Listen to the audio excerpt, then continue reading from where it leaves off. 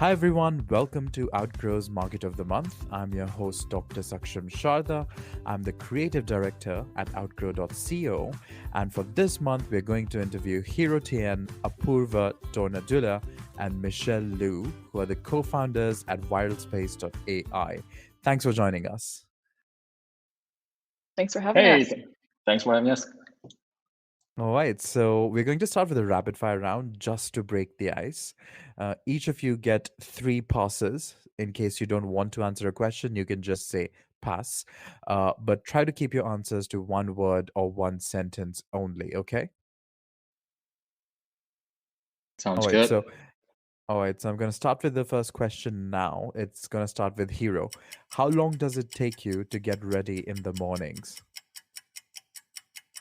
2 minutes. Okay. Apurva, next question for you. Most embarrassing moment of your life?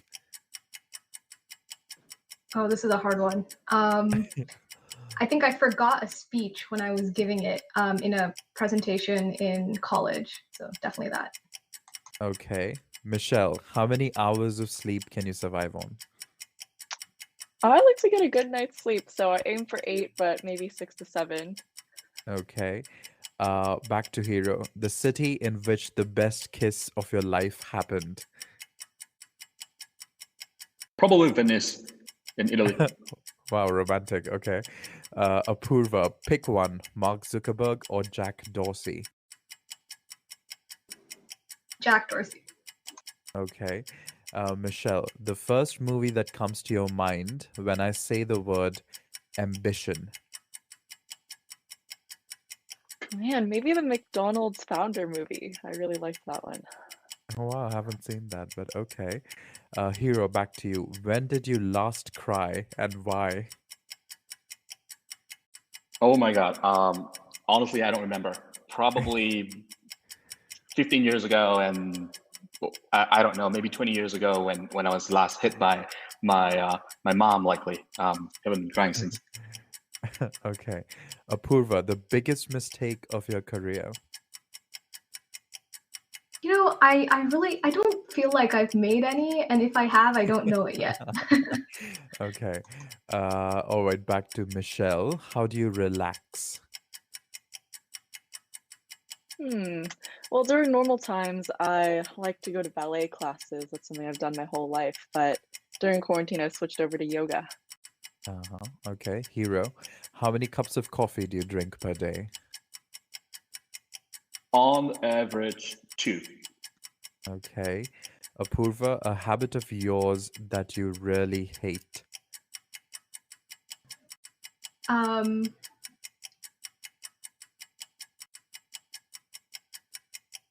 see. Tending to overeat when I'm celebrating something. Same here. Okay, Michelle, the most valuable skill you've learned in life. I think Viralspace has taught me just how to learn a lot of new things quickly. For example, in my role here, I do customer success. Basically, I had no experience in that before coming in, but I guess I've learned how to learn new skills and how to reach out to the right people to get advice on them. Okay. Back to you, Hiro. Fill in the blank. An upcoming marketing trend is blank.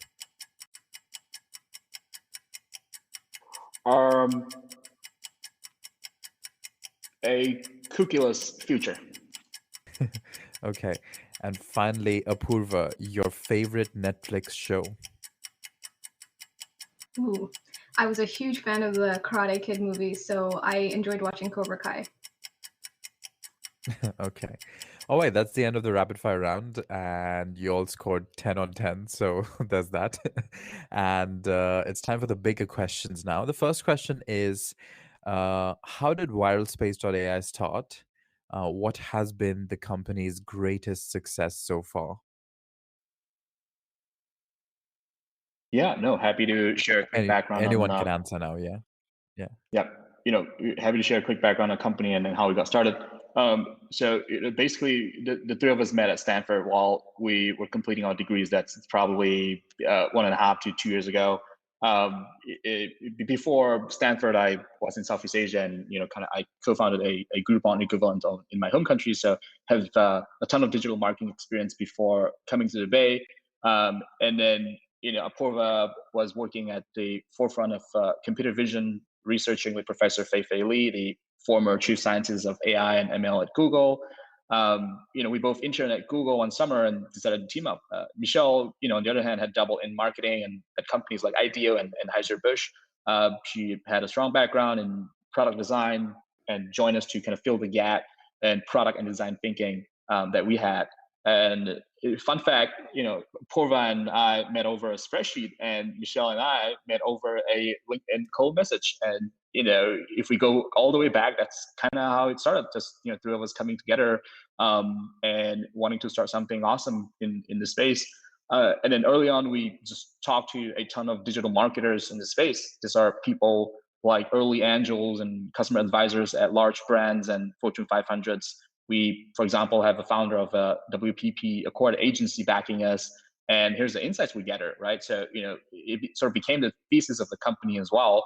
And it is the fact that the number one factor that drives ad performance on digital platforms today is the creative. And more than half of a brand's sales lift from digital advertising can be attributed to creative. This is according to Nielsen Catalina Solutions. Yet creative optimization today is done through a lot of guessing, checking, and A/B testing. And this process has not changed for decades. And we're here to change that. And our official one-liner is that we use AI to help digital marketers make data-driven decisions about their ad creative. To your question on, what's the, biggest achievement so far, we're a really young company, just really getting started in making a dent in the universe here. I would say the biggest achievement is likely closing a client called Textile Fashion Group, which is a huge client of ours that houses Kate Hudson and Rihanna's fashion brands. And they do a lot of assets. They spend a lot on digital marketing. And when they found us, there was a great cultural fit. And they're going to be a client for for a pretty long time. So yeah, there's that. So that's kind of my response. Wow, so it seems pretty apt that the founders of an AI company met on a spreadsheet in a Google internship. Is that what you said? A Google internship? Was that it? Yeah, no, Or we Prabha, feel free to add additional flavors here. But if I remember correctly, we met over the spreadsheet for a class project at Stanford, and then we interned at Google, if I remember it correctly. Yeah, that's right. It was very Silicon Valley. And I think it was nice because, on the spreadsheet, you kind of list what you're interested in and what your strengths are. So it was really nice to be able to, it was an easy way to find people to speak to. that's nice. And And a then lot of yeah, go ahead. I was gonna say, and then when you run out of names on the spreadsheet and you're still looking, you go to LinkedIn, and that's kind of how I found Michelle. Yeah. So a lot of our clients are actually marketers. And how do you go about marketing to get companies like, Rihanna's production company that you talk about, fashion production company, and etc. How do you go about like creating enough marketing around Viralspace.ai to get these kinds of clients and brands? Yep, happy to take a stab at this. To be completely honest, we we don't. I guess we do a little bit of content marketing. We unfortunately at this stage do not have a sort of like a wide scale marketing sort of initiative. I think primarily because we are playing in the sort of premium enterprise space, where a lot of the leads are, I guess, found through in-person interactions, or nowadays I guess Zoom interactions, and very hyper targeted clients that are coming through the funnel with very warm referrals from our clients, from our investors, and just us being at conferences, meeting people. I guess that's one of the big things, us just showing up at conferences and hopping on calls with people, and qualifying clients, and then just putting them through the funnel. It almost didn't feel like they're going through a funnel. More feels like a strategic partnership every conversation. But yeah, Michelle, you wanna add on the marketing work that we've been doing? Yeah, absolutely. So in the early days, a lot of our clients really felt like advisors. So, as Hiro mentioned, we started off in this class project. We were students and we just wanted to learn more about the marketing space. So we reached out to, connections that we had from Stanford, as well as just sent out a bunch of cold emails looking for advice. And luckily, there were a bunch of really kind, really smart people in the marketing world that were willing to sit down with us and tell us about what they were looking for in a tool. And we basically built it exactly custom to them. So a lot of our, early customers came in this very white glove, very personal advisory fashion. And although now, of course, we do more of your typical enterprise sales process, we really try to keep it white glove and personal in that same way. So yeah, just like Hiro said, it's less of, broad based marketing and a lot more of trying to form those really close personal connections. That sounds very promising, though, because that's exactly the kind of beginning Outgrow, my company, had as well. In the beginning, it was mostly through referrals and, meeting people, and every prospect was actually just a whole universe in himself. So that's pretty interesting. And I had another follow-up question about this, but it's just gone off my mind. But I'll come back to that follow-up question. I'm going to go to the next one, which is, how important is data-driven marketing, do you think, in today's age? Yeah, no, look, the future, not very far from into the future, we're going to be seeing AI writing ads without even realizing it, and we're gonna see ads on Facebook, on Google. They're entirely, or at least majority, written by an AI with a human, maybe proofreading or just approving it, and that's one, right? And I think we're due for a disruption as well in the um, sort of creative intelligence space. The past decade, the past 10, 20 years has been about automation, has been about workflow, and it more recently has been about bid optimization and audience optimization. And all those things, they're like folks are tapping out, right? So they're pretty much optimized all they can with Facebook having their own algorithms, with some of the biggest players out there having solved most of the automation problem, the templates, the audience segmentation, the bits. But no one has really cracked the creative intelligence, side of things, the other half of the equation that adds, that are driving ad performance, right? So you know if folks are being super data driven with bits, with audience, and with automation, it makes no sense that they're not being data driven with their creative. And this is something that our clients are realizing in the recent months, even I would say, as they head into a new era where cookies are going away, and and computer vision and machine learning making leaps and bounds, but with no direct applications to digital ads yet. It is the space itself is heating up, and our clients are realizing that they need to be investing in this area. We've got, for example, a quote from a managing director of Ogilvy Social, a huge agency, who's one of our partners. Literally, just mentioning what I just told you, they are investing, in creative optimization because they believe that's where the most lift will come from, and they believe that that's the next frontier in digital advertising, and the world is increasingly a data-driven one, and to leave out, something like an AI-driven creative optimization is just a no-brainer. Yeah, and Well, and just to add go ahead. on, oh, go ahead. No, Oh, no, you go ahead. just That's fine.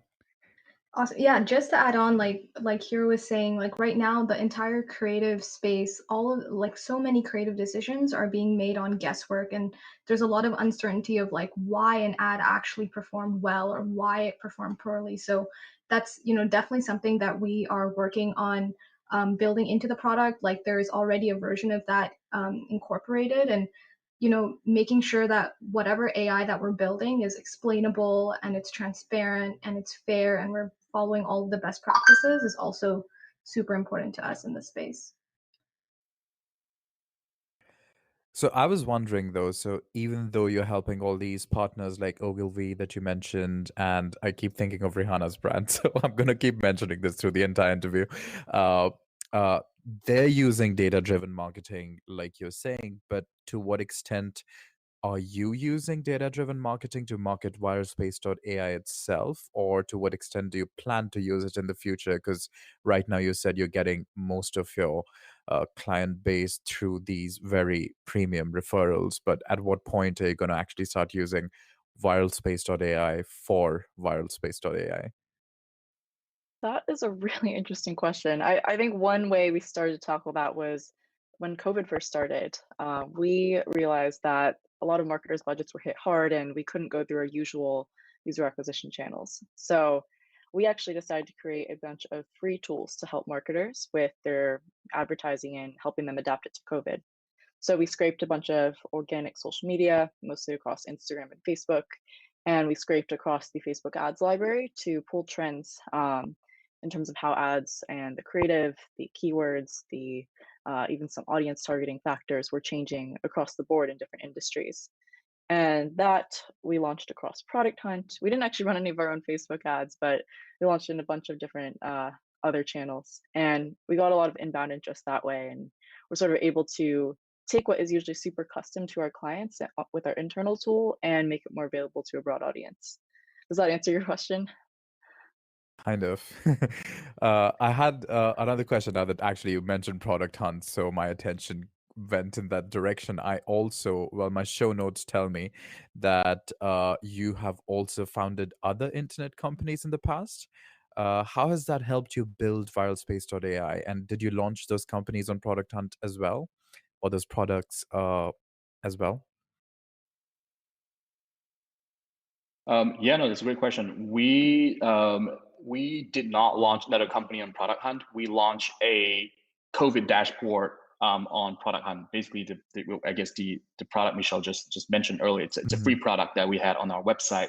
What you might be referring to, might be a kind of a pre-pivot era of viral space. As I mentioned, three of us we met at Stanford, and we were working on several projects over at Stanford before, I guess finally landing on this current version of viral space, which is an AI, engagement prediction software to help marketers make data-driven decisions. But just to, I guess, before just diving deeper into this, just to clarify, do you meant the companies that I founded in the past, or a previous iteration of viral space?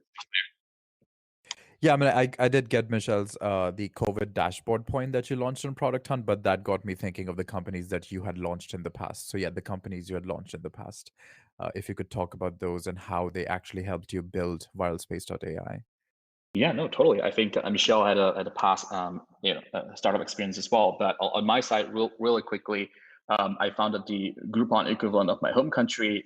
Maybe I don't know 8 years ago when I was in college. So it was group buying. So it was a lot of people buying vouchers online for discounted stuff like massages and spas and etc. So it was a brand building on its own, right? For me and the company that I started. And at that time, Facebook was still new, and it was organic, and then paid social was new. So I kind of had the sort of first-hand experience of the transition from organic to paid, and then just being able to generate creative and track the ads and put money behind the paid social platforms like Google Search as well, and Google Display, and also Facebook. And I think a lot of that experience have helped me, I guess, gain a better understanding and have more of a user empathy and client empathy as well. When we're building our product, when we're talking to our clients, when we're selling a product, in terms of the pain point that we're solving. And I think that all kind of adds up as well. And being sort of a second time founder, also, I guess, makes the process a little bit less scary, as I've been through kind of the fundraising piece, and a little bit of hiring and keeping the team together as we go on this potentially decades long journey. So that's at least the story on my side. How about the rest of you? Does it apply Sure. to you as So well? Mhm. yeah, so as Hiro mentioned, I had a little bit of startup experience, certainly not the decade-long career that he had, but I did a lot of very early stage startup work when I was at Stanford. So I was part of the Entrepreneur in Residence program run by ZX Ventures, which is the AB InBev venture capital arm. And basically, they gave us a summer and 25K of funding to go prove out some kind of beverage idea that then, if they liked it, they would incorporate it into their existing line of products. So that was just a very fun summer of going from absolutely nothing to, going and talking to people on the street about health drinks, which was our space, and learning how to brew beverages and create samples and test them out with people, and even walk into bodegas and grocery stores completely cold and try to sell them on ordering batches of our products. So I think I learned a lot very quickly about the early stages of coming up with a product idea and proving it out. And I repeated that process a couple other times through just helping out some Stanford student startups. I helped out a startup that was in the Stanford D School Launchpad class with some design work early on. I did some marketing and product management for another social media startup when I was in my freshman year. So I dabbled in a lot of these things very early, never took it so much farther than those early stages until Viralspace. But I think just getting so many reps of building user empathy, building early prototypes really helps out in the early stages when we had to go through the same. Yeah, I think for me, I never worked in a startup before Viralspace, so it was my first time. But I have been doing like side projects and stuff. Like Berkeley, where I did my undergrad, has a huge side project culture. So that really helps, especially when you're trying to put something together, put a prototype together when you're a very early stage startup. So I guess those kinds of skills helped me along the way. Okay, so what's one piece of advice that all three of you, coming from these kind of different paths and now working at Viralspace AI, what is the one piece of advice you would give to someone who is just starting up? I can go first here. I think for me, I've just learned that it's better to start and try to build something rather than wait for the perfect idea. Stanford has this huge entrepreneurship culture. Pretty much everyone seems to want to someday start something, but I can't tell you how often I heard from my friends in undergrad that I'm just, would love to start something, but I don't know what, and I'm waiting for the right idea. And for me, I mean, I'm very grateful that I got to join forces with Hiro and Apurva, and we just sort of started down this path of marketing. And I think, as Hiro briefly alluded to earlier, we actually were working on a totally different idea for a couple of months before we pivoted into this. So maybe our first idea wasn't 100% perfect, but the fact that we just got to start and we got out there, we met marketers, we met investors, and just got to try our hand at the entrepreneurship process taught me so much more than just what would have happened if I kept sitting there and thinking of ideas in my notebook for hours. So yeah, I would just say go try, especially if the stakes are low, like we luckily had when we were all at Stanford together. Yeah, I kind of agree with that philosophy because I think the more seriously one takes the startup game, the less of a result one would say. It's like you have to think of it as a game and just give it a try. How about the rest of you? What do you think? Actually, Yeah. I was. Oh, go ahead, Euro. No, go ahead, Apurva. I'll go last. Oh, gotcha. So yeah, I actually was also thinking about, just start as my advice, but maybe I can take it just a step further. And I think, you know, as a technical person, I am always eager to code and start building and all of this stuff. So something that I learned very early on is you should be starting with understanding the problem, understanding the customer, trying to figure out like, prototyping and lo-fi mock-ups or designs first to validate before getting into like actually building the product. I think that was definitely something that surprised me in the beginning because, I my first instinct is just to code. So that really helped me out early on. Hmm. And you, Hero? Yeah, I guess from me, nothing beats hustle and hard work, right? So the harder you work, I believe, the luckier you get. And a lot of first-time founders underestimate how much they can do with very little resources, very little to no funding, even. But once folks start rolling up their sleeves and hustle and work hard, they start realizing that, hey, with the right strategy, you can really accomplish a great deal. Even before you raise a round or something like that. And I think that's just one thing that I continue to practice and also preach as an advice. That's interesting though, because I would assume hustle and hard work are kind of contradictory to each other, because hustle is kind of a shortcut, whereas hard work is like, as Michelle was saying at one point, it's like you think of a perfect idea and you're trying to realize that perfect idea, whereas a hustle is more like, you go around and try to take the shortcut to the perfect idea. But Yeah, how do no, you reconcile that? it's definitely tricky, right? So I guess everything is a balance, right? So you at the same time you want to work really smart, but you also really don't want to slack off, and you really want to be out there. And I think an example is just me being at conferences. The more I show up, it's really 80% is all about showing up and meeting those clients, and the luckier I get with the clients. But I also need to know where I should be showing up, and not showing up at all the conferences, right? So I think that's kind of how I think about hustle and hard work, working in tandem and just balancing them. Okay, I had two questions here. A, does anyone else have anything else to say about hustle and hard work? And B, how are you meeting people now? Because of the virus, there are no conferences. I think something that goes along with hustle and hard work is like working smart. Like there are always going to be a ton of different ways to do something. And sometimes it's just a matter of figuring out, like, is it time to do like this really heavy lift, hard solution, or can we do this other thing and see, and like, based on, XYZ, we can do this other thing. Like I think, it's very black and white, and just making smart decisions really helps along the way, just thinking them through.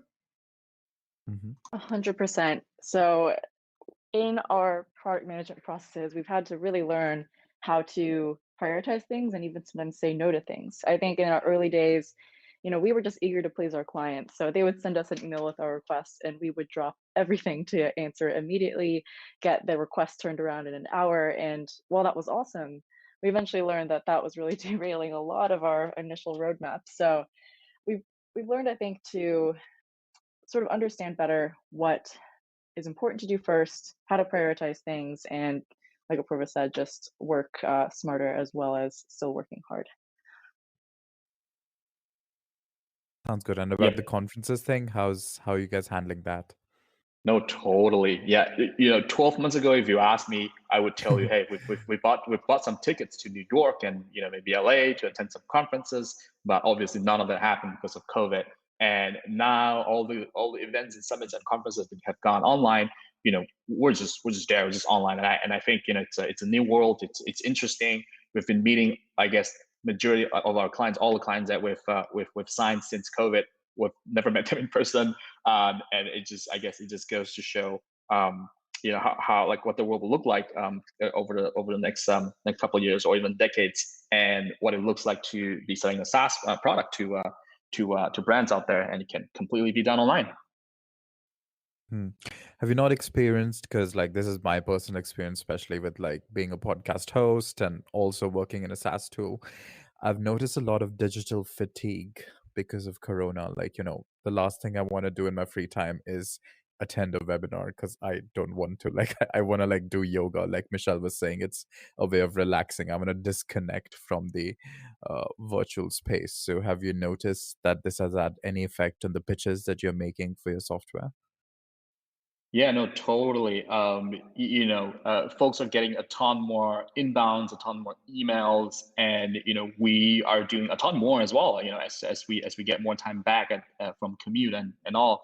But I think at the end of the day, it's really about cutting through the noise. And we've heard just repeatedly from our marquee clients about what's special about us, what they're not seeing in the market, and why they responded to us. And for us, it's really about honing in on those and refining our pitch, so that we get better over time, and we get more targeted. We get more on point with the messages and LinkedIn messages and emails that we're sending, and also the conferences we're attending. I think it's in this new world. It's all about focus. It's all about hyper targeting and bringing the solutions to the right people, and above all, I think just sticking out like a sore thumb and standing out in the market, I think definitely helps. I also think there's two ways in which we're really lucky here. One is that we've always been a partially remote company. So we always did a couple days per week working from home. And with a lot of our clients, we met them originally online even before COVID hit. So in a way, it's kind of leveled the playing field for us. We've had experience just building strong work from home culture, as well as, of course, we do miss coming into the office, but I think we had a little bit of a leg up there from day one. And the other thing is, when you're selling in the digital ad space, COVID has actually been really interesting for us because e-commerce is bigger than ever. People are spending more on digital ads, especially Facebook and Instagram ads, our specialty, more than ever too. So I think there's actually a lot of appetite right now for tools like Viralspace, creative optimization, due to this always online culture. So some advantages there as well. Yeah, for sure, that makes sense. Related to that, I had a question. What do you think marketers are doing wrong when it comes to all this data? And I guess now there's a lot of data available because a lot of things have moved online because of COVID that weren't online before. So, what do you think marketers are doing wrong when it comes to data? I can take a first stab at this one. So I think one thing is that there's just like you mentioned, there's so much data available. It's actually hard to figure out how best to parse through it and actually make sense of it. There's so much potential around it, and like Hiro was mentioning earlier, there's right now a lot of it has just been metadata related, and then the other thing is I think the computer vision or AI talent, there's a huge shortage of it still. And so even though companies might have all of this media and creative data, they don't actually have the means of analyzing it at like an image or video level yet. So I think, using tools like what we're building and making it more accessible for companies to be able to get those kinds of insights would be a great, next step to actually unlocking that creative potential that there is. Yeah, we actually hear this all the time when we're pitching to new clients. They've been running ads for years and they have not been able to sit down and make sense of all the data. It's kind of just untapped, amazing data that right now they're able to pull little things. We'll see in reports, oh, okay, our best ad was this, and we think it might be because of these factors, or in general, videos that, were shorter tended to do videos that better than videos that were longer because we tracked that one single factor. But it's really hard to do that at scale. And fortunately, not every company can have someone as amazing as Apoorva, like she said. Okay, Hiro, do you want to answer that as well? No, I think Michelle and Apoorva covered pretty well, and I think I guess in addition to that, a lot of brands are just not doing anything with the data. I mean, they're doing it for the other optimization purposes, but like I mentioned earlier, if you're not doing it for creative, it's as good as just data sitting there. It's a gold mine just sitting there waiting to be mined. Okay. And we are approaching the end of the interview, so I have to ask this question because I think it won't make sense. A token privacy question. So, especially because it's an AI company. So, what privacy concerns around data use? No, with privacy concerns around data use, what do you think lies ahead for businesses providing personalized solutions? Uh, who wants to take a stab at this one? Yeah, I can take a first stab at this. So, right now we're using all of this first party data, and it's all things that, Facebook provides us. So it's not identifiable. And even if we do get any data around gender or, audience groups and stuff, we actually consciously have made the decision as a company not to go into that space and, work with building models based on like gender, race, sexuality. So, although we explicitly do remove all of that kind of information, there are still ways that bias and fairness and privacy can creep in. So we always have a human in the loop as well to make sure that what our models are outputting, it it's working well for everyone, and it's as fair as possible. And I think, as with any AI company, there is still a lot to be done in this space. So we're constantly looking for ways to make sure that we're being as fair and as transparent as possible. Yeah, and we don't really see any private individual user data. What we get from Facebook, from the API, is basically the ad image, the text, whatever other creative factors, and then the KPI that goes with it. So we're not seeing individual user behavior, and as long as Facebook continues to be able to provide rich KPIs as they do, none of that should really affect us. Okay. The human in the loop phrase just actually took me back to the two humans on a spreadsheet phase phrase that you mentioned earlier. And from that, I actually have a bonus question for all of you, which is, what would you be doing if you had not met on that spreadsheet? Like, and if not Viralspace.ai, what would you all be doing right now? I would probably be doing product marketing, or a role that sounds like that in a big tech company, or a late stage startup. That was what I was planning on when I was completing my degree at Stanford, but startup bug bit me, and I met the dream team here. Yeah, and I'd probably be doing either product design or product management at a tech company, looking to build my skills and prepare myself for a startup someday. But yeah, luckily got to skip that step. Yeah, I think similar to what these guys said, I would also probably be working at a big tech company. I actually didn't end up recruiting at all in the my last year at Stanford, because I knew I was going to do Viralspace after I graduated, so luckily I didn't have to do that. Oh, brilliant. I was actually going to probably do filmmaking if I wasn't in my tech company, but that's a different story. Okay, I think that's the end of the interview. Thanks everyone for joining us for this month's episode of Outgrow's Market of the Month.